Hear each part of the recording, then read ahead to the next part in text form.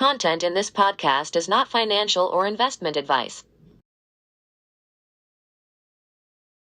The way I try to frame this is I think about it in terms of like the three different phases of how the internet has evolved, and looking at that first phase that Google won, I think, which was, how do you make web pages machine readable so that you can apply algorithms to them, aggregate attention, and then advertise, and then the model for that when Google launched and later was you sat down at your computer, you went online, and then you went offline, right? And that was with that they built this massive knowledge graph.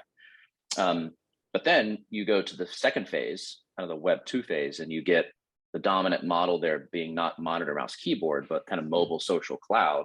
Right. And Facebook wins this, which is how do you make people and social networks machine readable so that you can apply algorithms to them, and then for better or worse, advertise. And that's where the line started to blur, where it was like, okay, online and offline, start to get kind of weird. And I think that where we're going now with with the third phase is, yes, Web 3, but I think it's more Web 3D. I think that's where I think it's missing the forest for the trees a little bit. I think the bigger move here is away from pages and 2D. Hi, I'm Mike D'Annunzio, the founder of Pebble Ventures, and welcome to another episode of Metaverse Matters. Today, I'm joined by Ryan David Mullins. He is the founder of a social app called Aglet. And Aglet's really cool because it merges the intersection of the virtual and the real worlds. And it's also built for the sneaker community, which, as you know, is at the heart of culture. Ryan talks quite a bit about his history and technology and how that influences thinking on the difference between Web 3 and Web 3D, how he's approaching building communities, collaborations, and his views on digital first or digital only brands. I'm joined by my colleagues, Lauren Fenema and Sean Aharam. It was a really interesting conversation. I think brands who are looking at the metaverse are going to learn quite a bit. So let's get to it. Hello, everybody. Welcome to the next episode of Metaverse Matters. We're here with Ryan Mullins, who is the founder of a very cool app that intersects the virtual and the real worlds called Aglet. And we're going to be talking all about that, as well as our typical conversation around the future of self-expression, experiences, and ownership, and how the metaverse is influencing that for brands. So Ryan, thank you very much for joining us. Here with Lauren and Sean as usual. And why don't you just dive in, maybe just tell us how Aglet got started, what Aglet is, give us some sense of the business. Sure. Well, thank you for having me, first of all. I think we're all would agree we're probably all really lucky to be alive at this particular moment, because there's just so many cool things happening right now. And I think for me, with Aglet and the name of the company actually being OnLife, I'll kind of start it from there, because I think that word pretty much encapsulates, or you can derive from that word everything that we're trying to do as a business. And so the central idea is just that, like, I think there's a mental model that kind of dominates most people, and it's definitely the mental model that drove the past, well, really since the inception of the internet, which is this distinction between online and offline. And as I look at it and kind of see where I think things are going, I think that it's converging, and that we don't live online or offline anymore. We live on life. We're just in it now. In fact, I think a lot of the discussions of the metaverse miss the forest for the trees a little bit, because everyone's kind of focusing on this one instance of the metaverse, which is that we all hang out in virtual worlds. And I think that's certainly part of it. But the gaming industry has kind of, dominated the whole narrative on it and the discussions around it. And so that's kind of, I asked my 6-year-old the other day, what is the internet? And he said, Netflix. Right. And so, if you ask most people, what is the metaverse, you'll get a very similar answer, right? And they're not 6, they're kind of more sophisticated. Well, my son's pretty sophisticated, but they've been around a bit longer than a 6-year-old.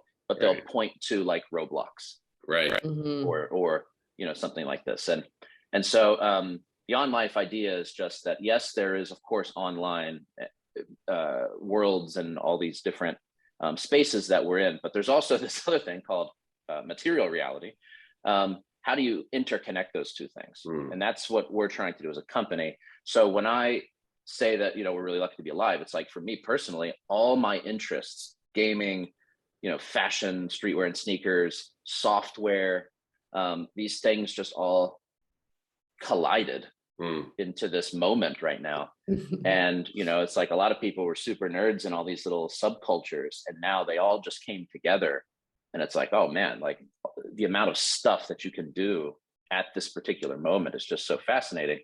And so that's kind of the context for where it came from. And then, the Web3 space and NFTs are something that was very interesting to me in 2017 when I first started messing around with CryptoKitties. So I just started at Adidas actually, and CryptoKitties came out, and I was just like, everybody was making fun of me, like, what are you messing around with these dumb cats for? This is so stupid. It's like, no, it's not about the cats.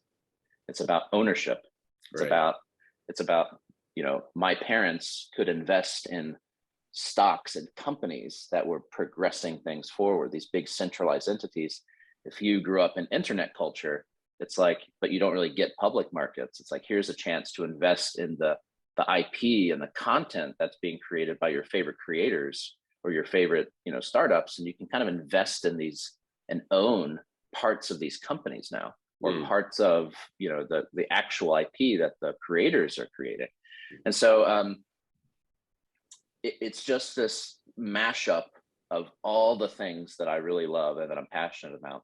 And then what we tried to do was figure out a way to distill it down into a very simple product using location-based technology, which goes to that OnLife category. We thought that Niantic and Pokemon Go really nailed it with, like the first time I played it, I just thought to myself, this is the future of commerce. It's a fun game and all that. And like people are going nuts over collecting these, but what if this is the future of commerce? Right. This interconnection of the digital and the physical. And so, once my wheels started spinning, it was just like, okay, Pokemon Go and Niantic, and then thinking about commerce and thinking about that OnLife category, and then sneakers. It was just like, all right, I'm going to put them all together and try to create something fun. Okay. And the fun part was because I just felt like, and I still feel this way, that a lot of our interactions with brands have become like so transactional, almost like just only transactional, merely transactional, that the fun, and I like buying stuff, right? I mean, like I'm building this for myself. I want to have fun interacting with brands. And so it was just all these different things that kind of came together, and it was just trying to, how do you break it down into a really simple product? And that was like, all right, you walk around in the world, we convert your steps into a digital currency. With that digital currency, it gives you access to a lot of these digital products, like digital sneakers, that you're probably never going to be able to afford or even get in reality. That's it. How do you just get that fundamental loop down and make it fun? Okay. And the comedic side to it was that we released literally when a global pandemic kicked off. So it's just kind of like, and then it was like, well, maybe actually this is the best time because it's the worst time. And that's kind of how it turned out. We thought we'd get a couple thousand people, it was a beta. It was like, hey, here, will people do this? And it turned out, in the first couple months, 50,000 people wanted to do it. So, right away we were like, oh, okay, we're on to something. And now that was almost 2 years ago. And now it's just kind of like, how do we, start building out and fleshing out the rest of the game? Metaverse, NFTs, and everything just kind of explodes. And so we find ourselves in this really interesting position at the moment with a large community of people playing our game. And now we can make this transition, kind of bring them along for the journey. Well, What a great overview. I love that, of just like taking us through where the inspiration came from and where we're arriving today. I think one of the cool things too is just highlighting the moment around having fun with brands. And in our last like quick conversation, I remember talking about some of the shifts from, us broadcasting kind of one-to-one and one-to-many, the potential of this new space to help us actually truly interact more. And is that one of the kind of turning points you see too, is how do we create this, how do we converge in the online offline world and actually make it truly about community and interacting and being able to have that shift a little bit, instead of me just broadcasting something to you on Instagram or on Facebook or whatever the method is? Do you see that being kind of a huge turning point too? Yeah, for sure. So the way I try to frame this is I think about it in terms of like the three different phases of how the internet has evolved, and looking at that first phase that Google won, I think, which was, how do you make web pages machine readable so that you can apply algorithms to them, aggregate attention, and then advertise, and then the model for that when Google launched and later was you sat down at your computer, you went online, and then you went offline, right? And that was with that, they built this massive knowledge graph.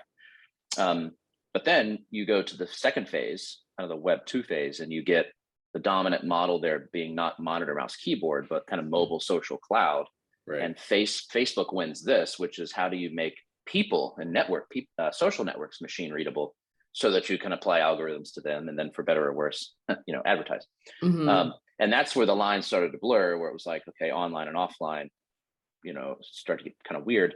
And I think that where we're going now with with the third phase is, yes, Web 3, but I think it's more Web 3D. I think that's where I think it's missing the forest for the trees a little bit. I think the bigger move here is away from pages and 2D, two-dimensional feeds and web and pages toward worlds and not pages, but places. It goes to a place. And that place could be a digital layer on top of reality where you're moving around in, but it could also be a virtual world, And so, so why I'm bringing that up and for that context is because then I think brands are not about products. Brands are about spaces to play in. Right. And this is where kind of my thesis is, how do we update Mark Andreessen's paper from 10 years ago, Software is Eating the World, where really it's gaming is eating the world. And the thesis there is not gaming is eating the world because we're all playing video games or console games. It's gaming is eating the world because now as a brand, as a company, as a creator, you have to figure out how to design interactive kind of immersive experiences and less kind of just I'm reading some stuff. Doesn't mean that goes away. Of course, I still subscribe to probably too many Substack newsletters and all this other stuff. Sure. But like, I just think it goes to a place where we move away from pages and feeds and more toward how do you design a world? And with that perspective, then you can then look at Roblox and be like, well, Roblox isn't a game platform or experience platform. It's more like a new browser where now you're just, Nike Land, Vans World, right, Aglet World, whatever. These are just like, those are the new web places kind of a thing. Right. And so that's for me, then it's kind of like, well, the World Wide Web didn't have much world in it. Right. It was just kind of like, how do you bring the world back to the wide web? And I think that's really the interesting. And then now as a brand, as a creator, I think it just becomes more about the participation in a space. And it's learning how to design experiences that have more depth than some of the experiences that you've been able to create, right? And then I think there's we'll probably get into this, but it's like, not that this is a love letter to Mark Andreessen, but I heard him recently say that, the original sin of the internet was that it did not have a payments or a financial protocol that was foundational to it. And as a result, creators had to kind of outsource their earnings, banner ads, programmatic, Substack newsletter subscription, Patreon. But now I think what's interesting about the Web3, Web3D kind of mash convergence is that designing new experiences for your community, for your fan base, and then having the ability to tap into like an ownership economy where people that are in your community can start investing in you and supporting you from the actual IP instead of me relying on merch and tour sales. Right. And so I think that's where we go with it, right? It just seems to me that that's why NFTs actually kicked off. It wasn't that the technology really advanced the last 3 or 4 years. It's basically the same as when it came out. I think it was more, a lot of celebrities that were musicians or artists couldn't tour anymore, and therefore couldn't sell merch on tour. So how do you make up for those lost revenues? Right. Well, NFTs seem to work well because now we're all inside. I can just monetize my fan base, right? So did that answer your question? Totally. Yeah, no, totally. It did, yeah. I mean, I just keep thinking too, Sean, I mean, you talk so much about community and consumer mindset in some of these spaces and just the creative difference, of what this world could look like. Do you have any thoughts or like questions on that? Yeah, I mean, I think, you kind of nailed it. You're creating a world for a consumer to fall into versus just a page. And I have a question. I've never been a sneakerhead. I've been fascinated by the community for years, ever since Air Jordans came out in the early 90s and whatnot, and just seeing how that community has been so embraced. Mid 80s, Sean. Come on. Mid 80s? Am I that old? Yes, you're that old. That community, I mean, I've been in fashion for decades, and the sneaker community has always been like the first community, especially men, like young men, to embrace collaborations, to embrace innovations, and really build like an obsession around a product. And like, how are you seeing that evolve and like kind of capitalizing that in the metaverse in terms of, you're not just creating web pages, you're creating experiences, and you have this community of really passionate consumers on a product. Like, where do you think that can go? Yeah, great question, because sneakerhead, a lot of people look at it like if I think you might not fall into this category just because you're into fashion and stuff, but like if I took, I don't know, just somebody who's not into any of this kind of stuff with collectibles or whatever, and we walked into like Flight Club in LA or like Stadium Goods in New York City, like what would that person see when they look at the wall? They would see like a bunch of shoes.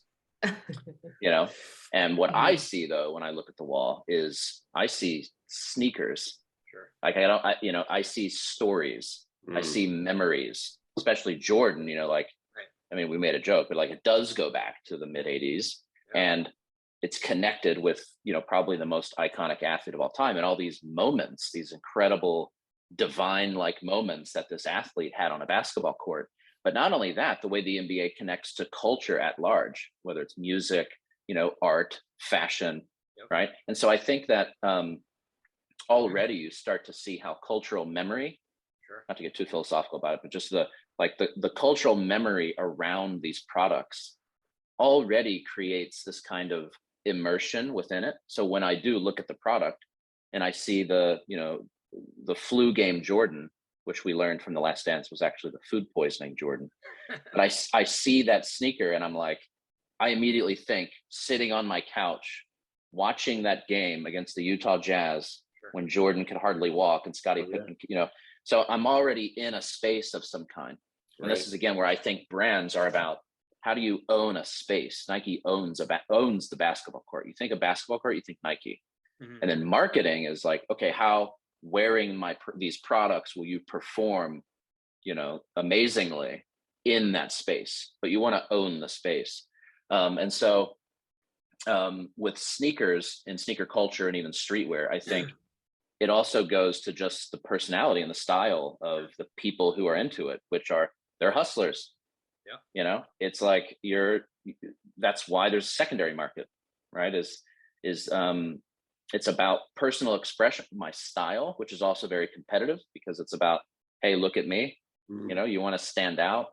You want to, hey, I have a pair of Yeezy foam runners on. These are really hard to get. So when I'm wearing them down the street, it's like there's a little bit of competition there, right?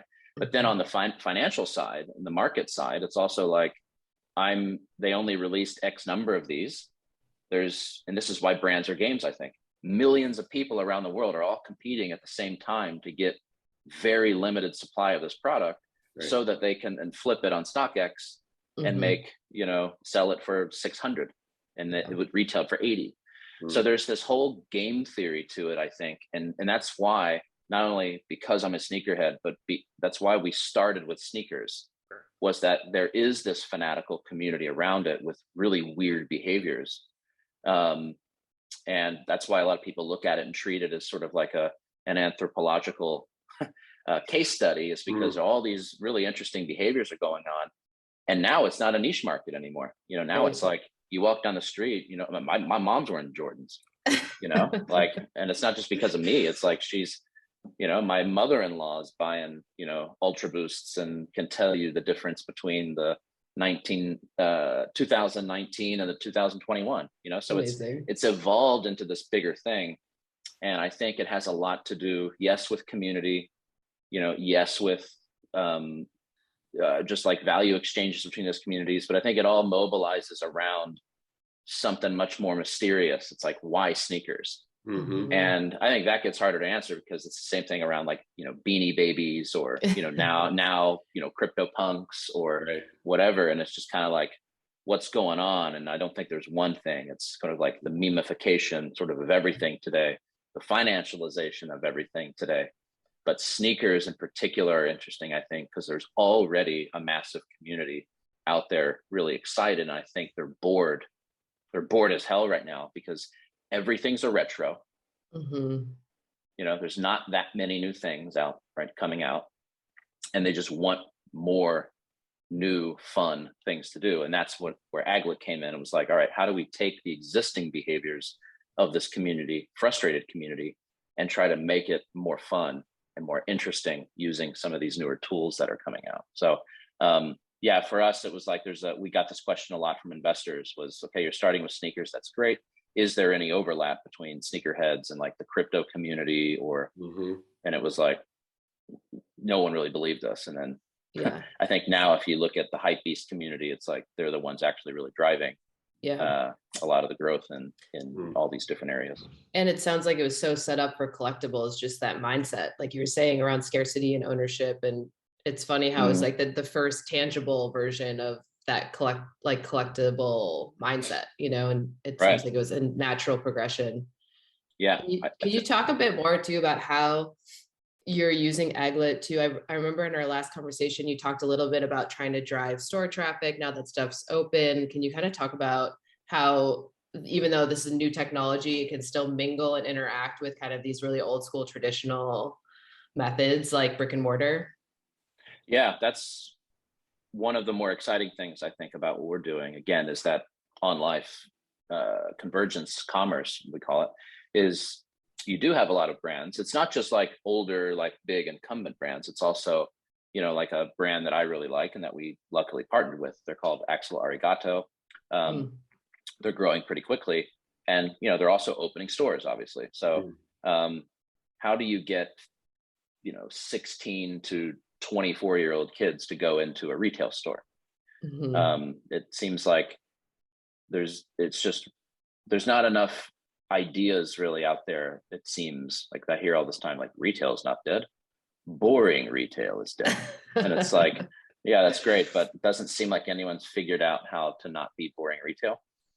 So with the layer idea of the metaverse, or this kind of virtual layer through gameplay, what we were trying to do is, how do you connect the gameplay and sort of have one of the touch points with the consumer being a retail store? And so, for example, we ran like a big step competition to try to get people up and moving, and then like the top players that achieved a certain status in that competition were able to go into any of the Axel Arigato stores and then get physical product. Wow. because they won won the challenge or completed certain challenges. That doesn't have to be that like the brand has to give away like a $600 product or something. They were giving away like socks and t-shirts and whatever, and it was driving hundreds of people into their retail stores. So super cool. And that was a smaller experiment too. So if we did it with like a much bigger brand, and depending on what the incentives are to go into the stores, then I think it's a great way to again connect on online and offline and drive traffic, and hopefully make retail not boring. Right. And then the brand can also figure out various ways to, maybe do their stores a little bit differently based on how things are evolving in the digital spaces, right?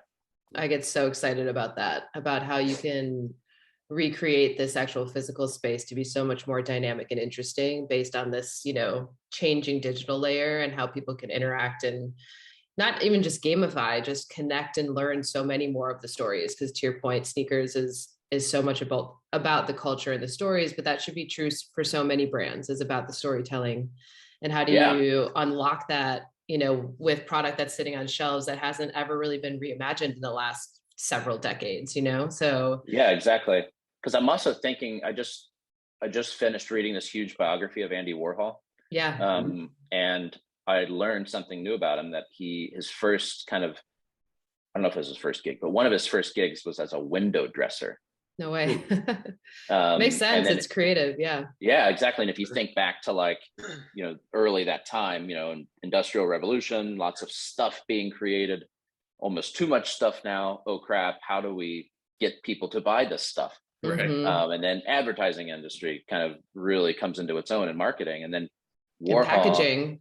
Yeah, package, exactly. And then, Saks Fifth Avenue, New York. And then Warhol's like, okay, how do you make this stuff desirable? And just the way that he was designing his the windows for all these for these brands, and integrating his art and telling the story in this kind of picture.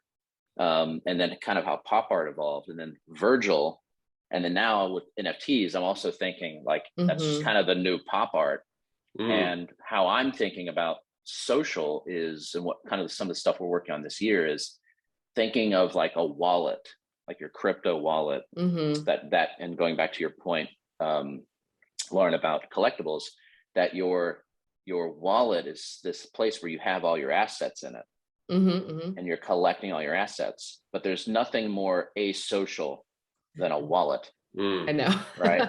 And so how do you move your wallet to be more of like a gallery, or a window, where now it goes back to all the themes we've been talking about, where now, not to make it like QVC or something, or maybe we need to reinvent QVC, but now I have my space, pun intended, right? I have my space, and here are all my assets that I've collected, my wallet. But now I'm hosting a gallery, 2,000 people on a live stream, and now you can make bids on my stuff. This could be a new drop that I'm doing, right? And so I do think that, how do you take lessons from retail and do it in the virtual space, but then also the lessons we learned there, how do you make changes to what a retail space can be? And then the interconnection of those things. Yeah. So I think that's why with the gaming is eating the world idea, it's just that I think what's happening in a lot of these discussions where people are like, are we going to have one metaverse or many metaverses? And I think it's that what brands are kind of figuring out is we have an ecosystem. We have all these nodes, all these touch points. And if you look at your ecosystem as a game, and you look at the story world kind of a thing, and then you look at your consumers as the players, how are they moving around in all these different touch points? And how do you introduce incentives and game mechanisms into that ecosystem? And that's where I think, okay, now it changes my idea of what a retail store can be, because now I know it's just one touch point in a much bigger game that is here, right? And so, yeah, to your point, I think we're heading towards something really interesting where brands can start saying like, yeah, what is a store actually? Like, what does a store do? And how can we make it more interesting? And like the physical texture experience of that product. Like, I think that's the key. I could talk about physical retail for a long time, so I won't hijack the conversation with that, but it's super interesting to think about how to get that back in the mix with all of this digital virtual, momentum. But Sean, did I answer your question? Yeah. Okay. 100%. I'm curious. Make sure I didn't just. No, good stuff. I'm just curious, as you're thinking about this broader concept that you talked about, spaces, do you see Aglet as moving beyond mobile into other worlds, other places, browser, etc.? Because what you're talking about seems to me to be a much broader vision of what Aglet is today and what it could be. Yeah, good pickup for sure. So how we're thinking of the company is that right now everybody kind of knows us as Aglet, this mobile game. Right. But as you said, like the ambition obviously is much bigger than that. And so we are building a platform. Ultimately, it's this kind of spatial behavioral platform. So you could think of it as kind of like Niantic's, real world platform. They're obviously much farther along given kind of backing they have, but we're trying to do something similar where there is this spatial platform that can be leveraged not just by us, but kind of anybody could come on and build an application leveraging this spatial behavioral engine that we're trying to build that can power all the kinds of experiences that we're talking about. So Aglet is kind of one of those, and Aglet kind of serves as that identity layer. If you think of like the your Epic Games, your Epic ID, it is kind of that repository or that gallery where all of your assets are stored and can be bought, sold, and trade, auctioned. But it's also a space for you to hang out. It's just like, we all went back to my room and, when I was a kid, and you'd see Star Wars sheets and, Jordan posters and some sneakers and PlayStation, whatever, you'd get an idea of who I am. And that's kind of how Aglet will evolve. But then the idea is there's another game that we're creating that's much bigger than the current Aglet game. This will be a separate game that does something different. Okay. And I'm not really short on ideas. So there's like, we could do any game, basically. Any kind of, it doesn't have to be a game, just any experience can be built on top of this because we have a map and we're just really confused. Why is it that it's just navigation and delivery that are the use cases on maps? It just seems odd to me that commerce has never been put on top of maps in a really interesting way. And so with a map and with that, hopefully some intelligence behind the scenes of this engine that kind of powers it, it's a platform where people can build on top of it. But the interoperability of all these different things is where it gets interesting, right? Because if I'm playing that new game and I'm getting assets and somebody over here creates a different game, the ability to pull them all the assets into that gallery space where I can say, hey, Sean, Michael, Lauren, and everybody else, like Saturday night, I've got my gallery space and I know all these assets are going to be going fast. We have 1 hour.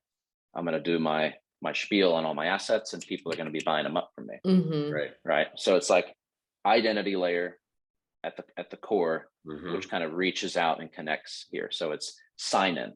And then there, from a kind of a nerdy perspective, there's SDKs and APIs that if you are building on top of that, you can kind of pick which blockchain you would like to be based on, because that's one of the problems I think today that we've experienced was which blockchain do we use? They're going in and out of popularity. One's popular because this company's using it, another one's not popular anymore.